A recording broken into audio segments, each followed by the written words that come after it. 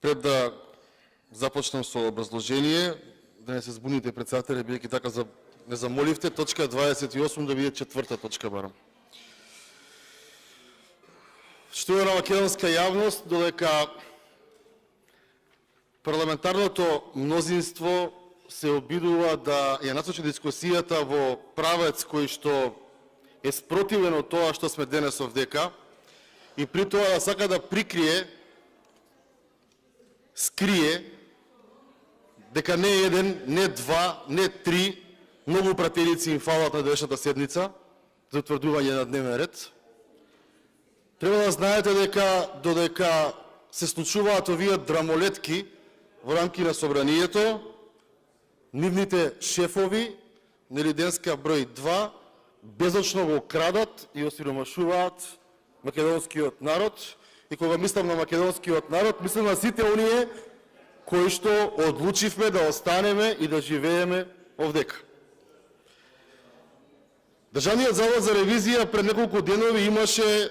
пресконференција во која што се зборуваше дека повеќе од 170 милиони евра се злоупотребени од страна на владините државни институции. Таа пресконференција помина бледо во јавноста, од владата и од СДСМ нема што да кажат, и кога извештајот доаѓа во собрание, одговорен претседател на собрание и одговорно парламентарно мнозинство,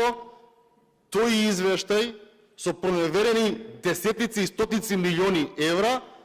треба да биде во првиот дел од точките кои што треба да се разгледуваат. И јас ја разбирам оваа нервоза, бидејќи немате пратеници во салава, бидејќи не ви се одзиваат на вашите повици и бидејќи имате точки кои што навистина се суптилни извештаи кои што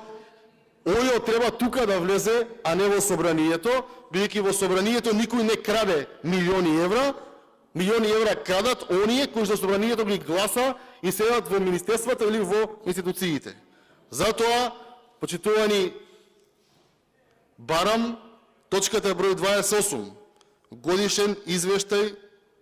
за извршените ревизии и за работата на Државниот завод за ревизија за 2021 година, да биде точка број 4, односно веднаш после ратификациите кои што ова собрание ќе ги разгледува, да имаме една сеопшта дебата и да видиме што се случува.